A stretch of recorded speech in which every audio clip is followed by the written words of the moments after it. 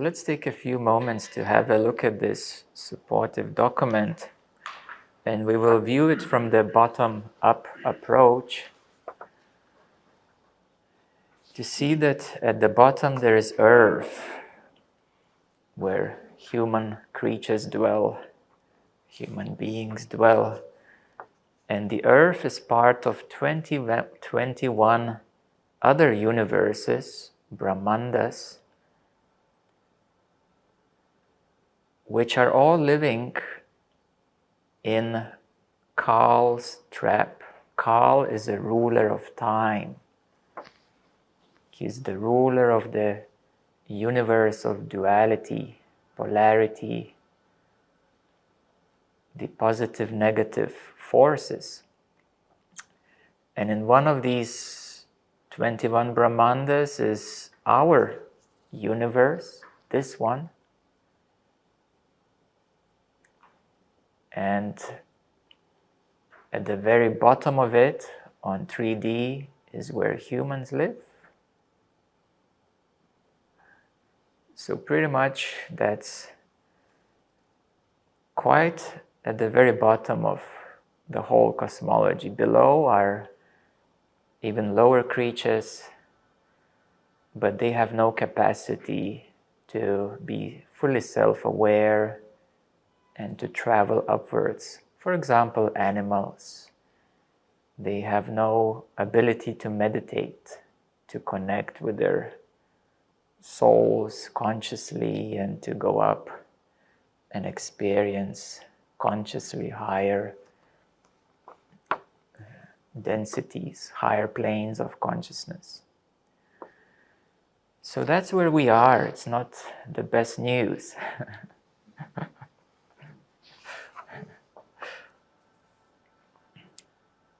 However, the good news is that we do have capacity to meditate, to connect, and to go up. I would like to disillusion another big notion in spirituality that only on earth we have a unique ability, and only as human beings we're so special that only we can attain enlightenment and liberation. This is a big self-gratification that is promoted in spirituality, which is completely not true. There are many other systems and planets where it is much easier to go upwards, where it's much easier to become self-realized. Other systems where everybody's enlightened already. And Earth is not an easy place. It's where brave souls come. Either very young souls or very brave souls. So you must be one of the brave ones. The young souls will be those who are enjoying the physicality. They don't even want to do meditation.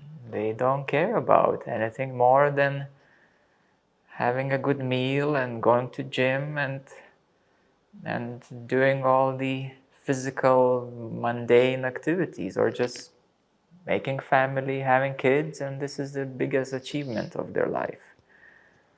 It's nothing wrong. They're younger souls. They want to experience physicality. That's why they came here for. Now you, being an older soul, you know that that's not the ultimate achievement, that there must be something more, that there must be a way to more freedom. So a big disillusionment is that it is not the only place where liberation can be attained. It is not only through the human form that enlightenment can be experienced. And many teachers promote this idea, just like the earth must be the center of the universe. The humanity must be the center of all creation. Unfortunately, that's not the case. So 21 universes are similar to this one, universe, not only Earth, which are, we may say, tricky places. They are a trap for the soul. They're a trap for the soul because the soul gets confused. It gets entangled with senses. It gets attached. It gets too much involved. It forgets its higher connection. So 21 universes, including this one, is a trap of Kal, of time, of illusion, Maya, many names for the same thing, ego, same thing. Now as we go up, there is Tridev, which are the three sons of Brahm.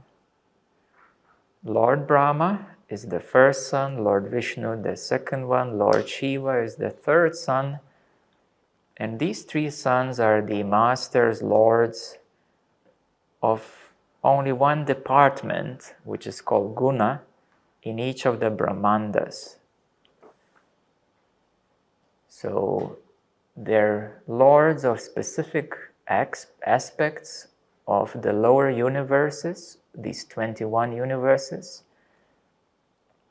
and they are in charge of one of the three gunas, which make up the matter, which make up the energy that you all experience in your chakras and as you meditate on the lower planes. So Lord Brahma, Vishnu and Shiva are the three sons of the Brahm. Yes, because Lord Brahma is different than Lord Brahm. Lord Brahm, now we can see in the middle, together with Durga, as I explained yesterday, he and she are the father and mother God, we may say, of these 21 universes. Their son, they have three sons, and then of course there are many goddesses and other deities that Hindu tradition knows so well of. Hindu tradition has identified 300,000 deities, a lot. So essentially, for you to recognize, right in the middle, the orange color, there is 21 Brahmans, and Lord Brahm and Durga are the top rulers, the top keepers of perishable walls of illusion. Now, unfortunately, many yogis come to the light of the Brahm and they assume that that is enlightenment. They assume that they are the light of the universe, that they have reached the highest light beyond universe. It sounds great, isn't it? I am the light beyond the universe. Whoa, that's amazing. I'm the avatar of Shiva, avatar of Brahma, avatar of Vishnu. Also sounds super amazing. However, they're still in the trap of Brahm. They're not free. They're not liberated souls. And Lord Brahm, he hides in the void. There's a whole story how Brahma, Vishnu and Shiva were curious, who is their father? Where is he? And it's a whole long story how they were discovering him. So the top ruler, he hides in the void. He doesn't want to be seen because he enjoys to keep his walls of illusion populated by the souls who don't know more than that. Now there are few souls who do not get amazed by the light of the universe. Just try this way. Okay, yes. We're having a few issues with the speaker. It's kind of okay. Maybe you just stand there.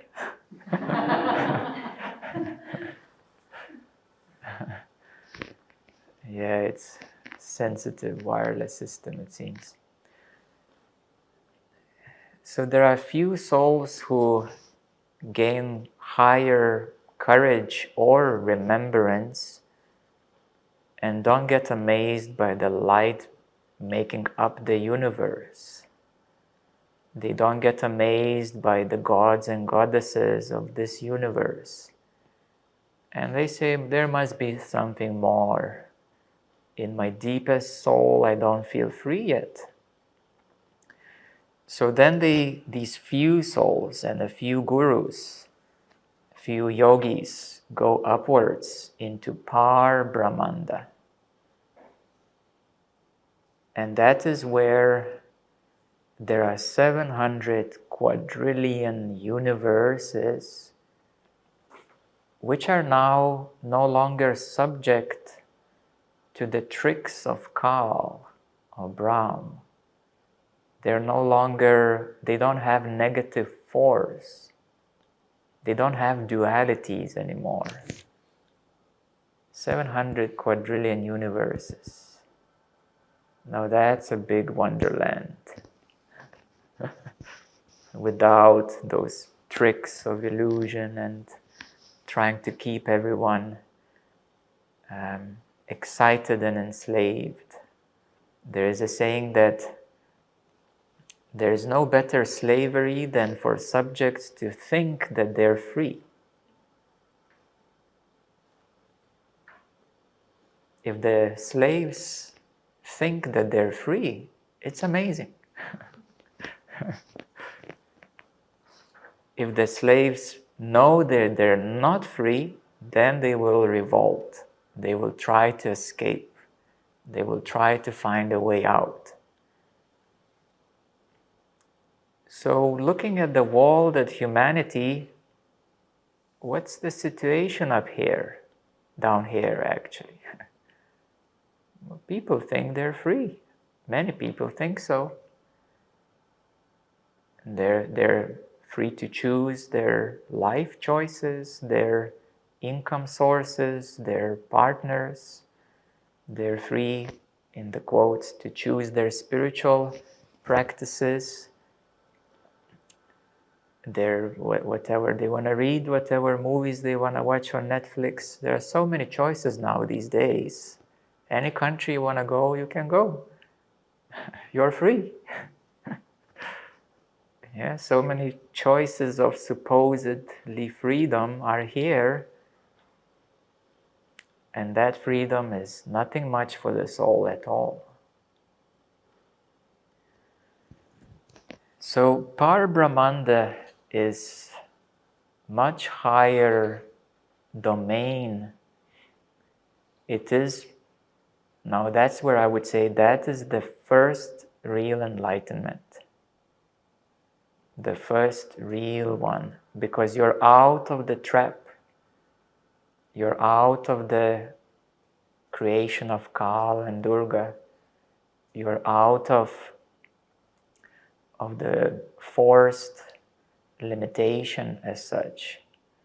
And in Par-Brahmanda, well, there are many beautiful places, truly, and many, when they visit these places, they see it as divine. Well, they are beyond comprehension what anyone has ever witnessed here on earth. You would see there all these palaces of gold and jewels and imaginable riches and health and longevity of life of thousands, hundreds, thousands, millions of years. when you get there, you will think that you'll live forever. It seems so, indeed, and you can live for millions and billions of years. That is pretty much forever that your head can think of. And whatever wealth and health and love you can imagine, it's all there. So these are much higher heavens, the much true high heavens. In Buddhist cosmology, they're known as pure heavens.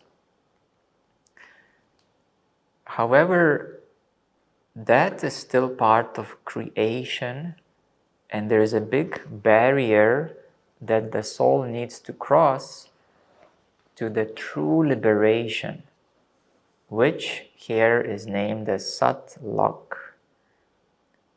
So in this case, it is called Purna Brahm, and God Kabir is one of the supreme gods of the divine true planes. And essentially the Purna Brahm, well, in this case, Kabir is one of these highest deities of the divine planes. Kabir is not a poet that some of you may know of. There are these poems, but this is like saying that it's so undermined of who Kabir truly is that in the Western world, basically nobody knows nothing much about him, about a couple of books on Amazon of his poems. So the Kabir tradition is a very extremely advanced tradition that is actually, it has nearly 10 million followers, but pretty much nobody knows about it. If we ask the Westerners or many teachers that we know of, even Papaji, he was admirer of Kabir, but when we researched a bit more, he didn't know more what truly Kabir is. And if he did know, I will tell you, if Papaji knew who Kabir truly is, he would have changed his greeting mantra, Om Shanti Shanti Om. He would have changed it, because that does not resound to the highest planes. Huh? Okay.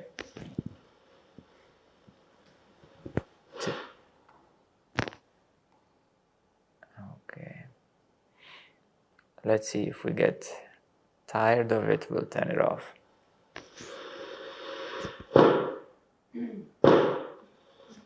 Maybe it's time. It's time. Let's turn off the power for now.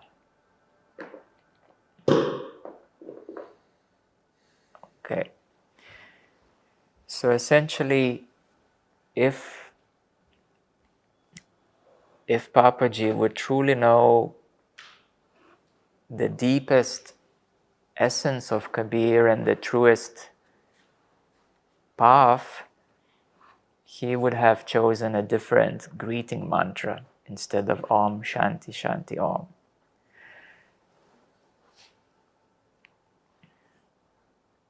But however, he had, we can say, the admiration of Kabir, and he did like his poems. So he referred quite a lot in his satsangs of Kabir poems. Now, going deeper, there is a big barrier that separates all creation of 700 quadrillion Brahmandas, universes, And in this big perspective, 21 Brahmandas of Kal, of the duality, the negative force, is so tiny weeny, isn't it? It's just 21 out of 700 quadrillion. That's like, how did we end up here? Well, again, either very young soul or very brave soul.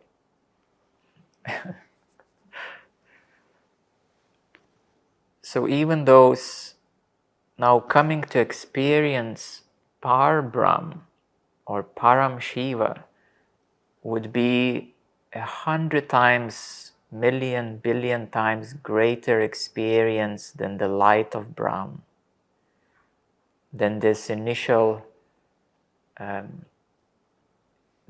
initial trick of enlightenment that many experience. The realization, I'm the light for this universe. This is a trick.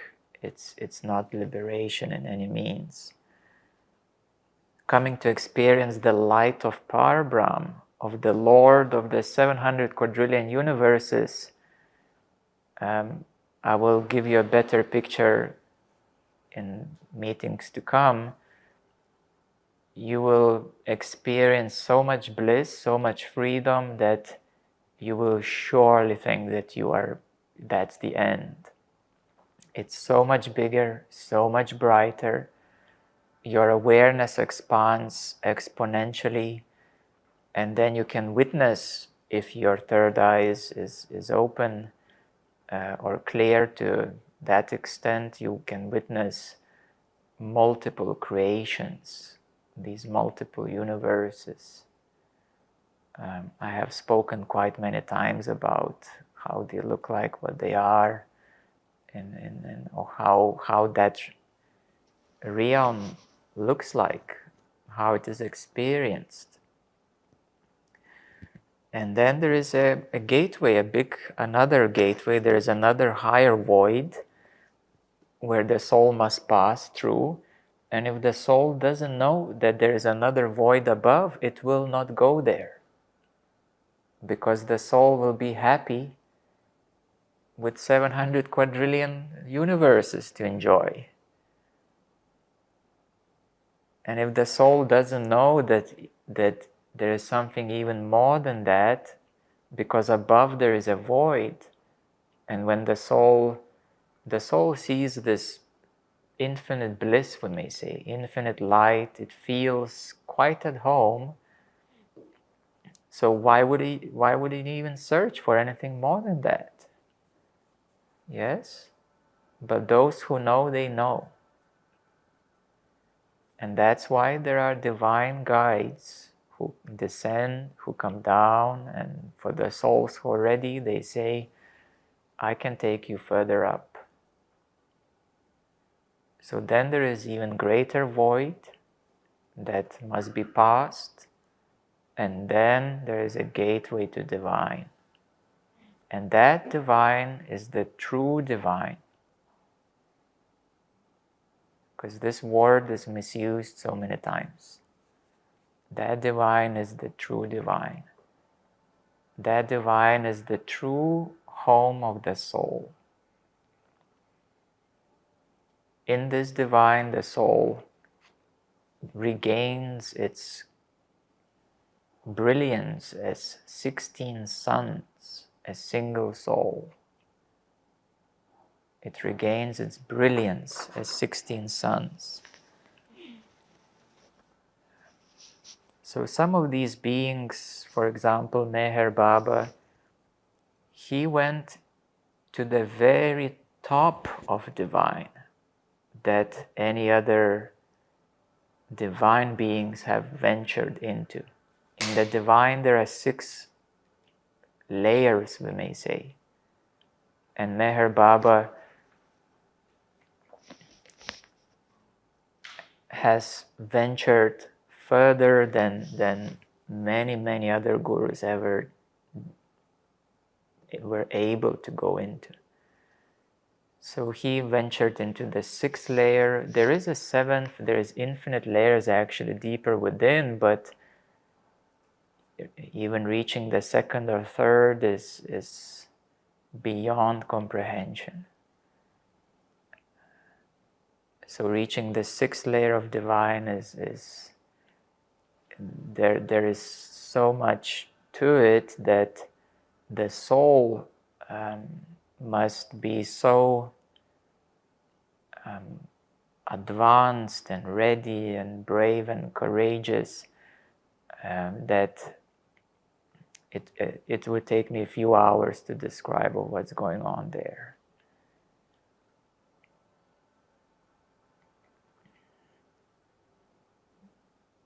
So this is an overview of what is really happening,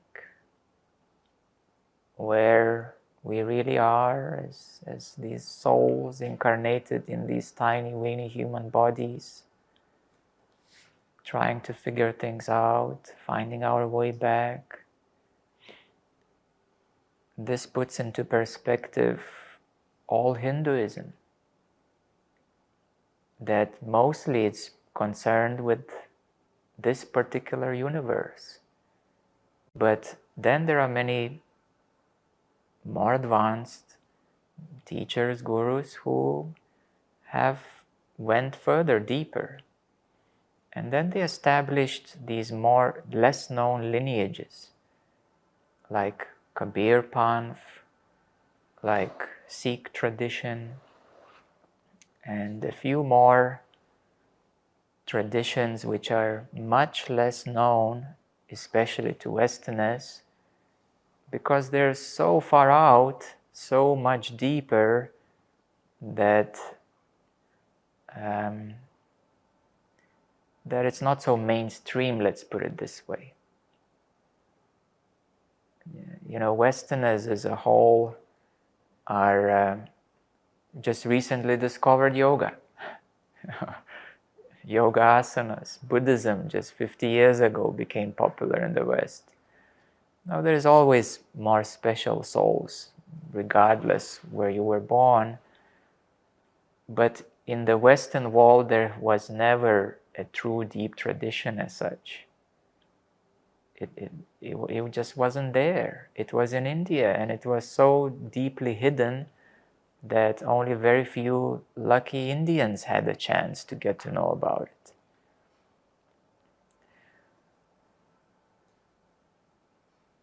Well, I also need to give credit in the Western world to the Western avatar Jesus, because he's one of these also top avatars of the divine. But this is absolutely not spoken of in Christianity as such. The teachings of Christianity are on much lower degree. So maybe some mystical, deep traditions would know more about the true nature of Jesus. But this is something that is only discussed in somewhat way in the New Age tradition of Ascended Masters. But again, it's adapted to the Westerners at a low level, reaching up to presence in the best case, or the mighty I am presence. And I would say only Theosophical Society has delved deeper into the true nature of Ascended Masters, who they really are. So this is very rare to be understood, to be found, and therefore this is a good brief introduction of the cosmology, of what is above, ahead of your soul, where it goes. Now think of how funny and ridiculous it is when people say, I must be a starseed from Sirius or Pleiades. Yes, it's just the next neighborhood constellation, that's what it is. It has zero, nothing to do with liberation. Yeah? So the proportions of the journey of the soul is so much bigger than it takes a while to even conceptually begin to understand it.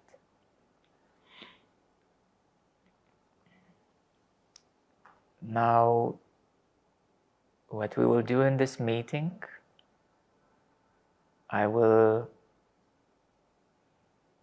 give you a mantra, which is one of the true mantras, which is one of the mantras that begin to align your soul on the highway up towards the divine.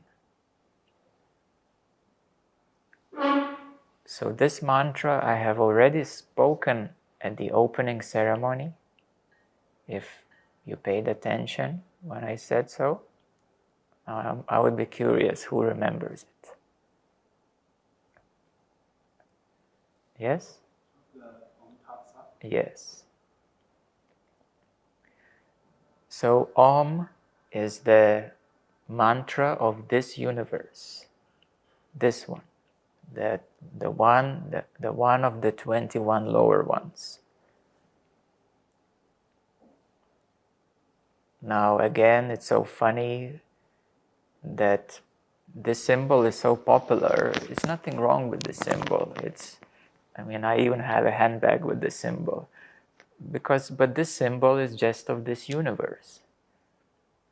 So it's okay, but this is not the final destination. This is not the highest mantra of the sound vibration as such. So Om is the sound of this universe, the creation of this universe. Tat, mantra, T-A-T, Tat, it points and starts to align the soul towards Par-Brahmanda, where the soul becomes free from the negative traps of the lower 21 universes and gets into much bigger fun park of 700 quadrillion universes. So mantra Tat is the mantra of Par-Brahmanda. And mantra Sat goes even further up into the divine, the first region of divine. So this mantra starts to align your soul. There is a specific way to meditate with it, because if you just sit in a kirtan and just have a dance and sing along, it won't do much for you. Yes? Each mantra has many ways of using it. So the way we will use it today is the way that will start to align your soul to remember, to realign, and to start going up. There is a highway in the universes which is called Shabad or the Naam or the word in English, the word. So, as you know, in the Bible it says that there was a word and God started to create the universe. That is true. This word is Om, of this universe. That's how this universe started to be created, with the word of God. But this word is a sound. That's the meaning of it. It's the sound. It's the Om vibration that started to birth this universe. Meher Baba was beautifully playing with the word, because he teased his followers that I will soon speak the word. And he was silent for 40 years. And he dropped his body without speaking it. So he kept everybody for 40 years in anticipation of when he will speak the word.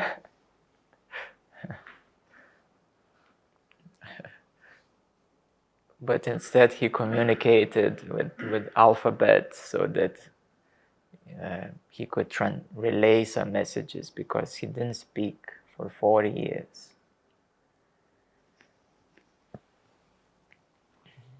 In the more of Eastern traditions, it's called the Naam, or the Shabad, or Bani. In the Sufi tradition, in the Sikh tradition, and Nada yoga, in more mystical, more higher oriented traditions, that's how it's named, as a word, Shabad, Naam. And therefore it is that sound current, a river of sound, a column of light, that aligns the soul to come back to this highway. And by using these mantras in this way, and by specifically inviting certain guides to assist us along the way, that the soul starts to ascend, to go up, and to pass through those regions where otherwise the soul itself would not have capacity to do so. Because when it's off the highway of the sound current, the soul wanders around. It wanders, it gets confused, it doesn't know what to do. It tries this and this and this and that, and something works and something doesn't. So the soul wanders around. But when the soul comes back on the highway and starts to reattune directly with this stream of sound that changes its tone, the mantras change as you go up, the tone changes, what you experience starts to change. And again, it's easy for the soul to drop off. Imagine you're in a bus store and you say, oh, I want to see Paris. So you hop off and you start wandering around. If you fall in love with it, you stay there. But the bus keeps going forward. It needs to reach New Delhi, for example. So the soul can easily drop off from this highway and, being excited, keep wandering around, experiencing things. So easy. Yeah, so therefore, by continuously coming back and reattuning, realigning, we keep moving upwards. And it's not a one-time thing to be done either, because in the devotional Sikh tradition, for example, and Kabir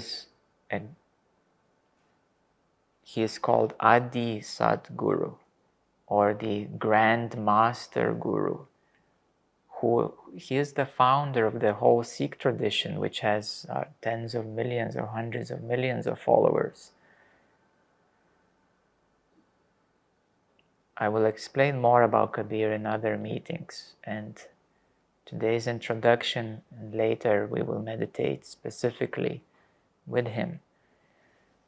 But essentially, it is an extremely also devotional tradition. It's a devotional path as well. It has a clear knowledge of the track of the soul, but it's also very devotional. And for example, if you would be in a Sikh tradition, so that you truly align and surrender to this highway of sound and light, and so that you shift your senses, your mind, your heart fully towards it, you would need to do at least 2 hours a day devotional songs, devotional repetitions. At least 2 hours a day, until it sinks so much into you that nothing else is more important for your mind and heart. Of course, that's what they also try to do in the other bhakti paths, such as Krishna movement and so on. But it's a whole different story. It helps as well to some extent. But the mantra Hare Krishna, this mantra, it reaches a higher stage somewhere in between, not the very top. So I'm giving you an introduction of what this really is, the importance of this highway for the soul, of sound and light, the column of light as we usually meditate. When we use the mantras, we know exactly where it points to and how to use it so that you start to align with it. And it's not a one-time thing, it's a living thing, it's a way of being, it's a way of living. Within me, the mantra Sat Nam resounds as my normal sound within me. If I look within, it's all Sat Nam. And that's only what exists in my ears. And I don't even need to do it anymore because it's just here all the time. Well, this is you reach a certain resonance point. So it's through the law of resonance again that you start to resonate. But it doesn't mean that if you will simply chant Sat Nam very devotionally, that you will get liberated. There is much more to that. So it is something that is to be done all the time, and with the assistance of a guide, a guru, a teacher, with someone who has already passed through those planes, with someone who already is there and who has power to help others to get there. So younger gurus somehow arrive to these higher planes themselves, but not all gurus have a power to bring others there. Or they try to, but they can't.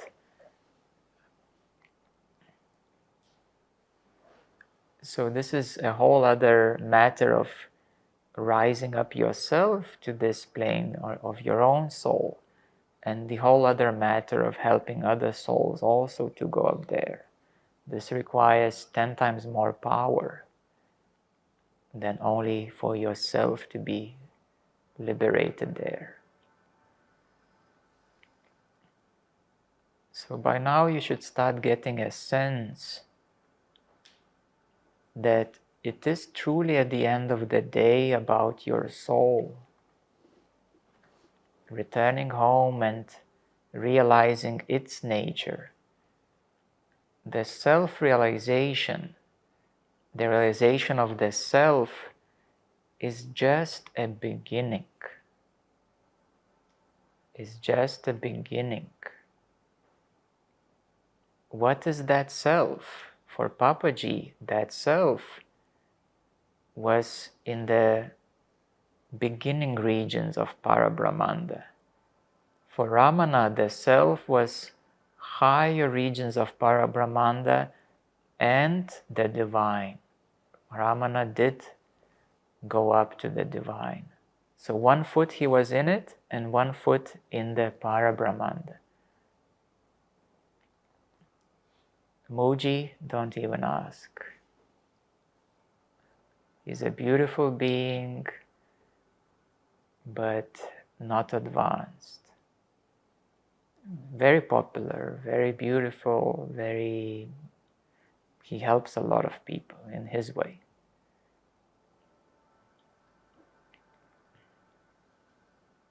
So going up, it's a soul matter.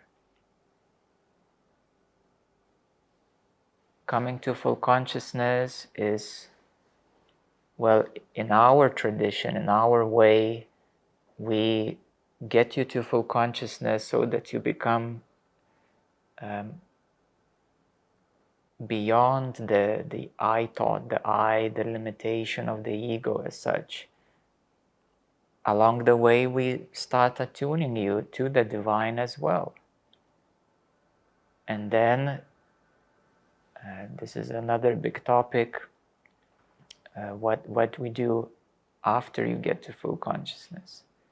So there is a lot more to do, so that you keep, as a soul, as now much more free being, that you keep continuously ascending as your base line, as your base vibration.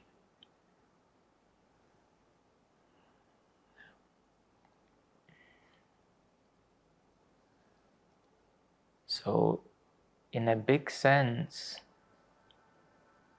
with many incarnations that come and go, I remember, and I can read many past lives of people, and some of you in your past life, you were already self-realized to some extent.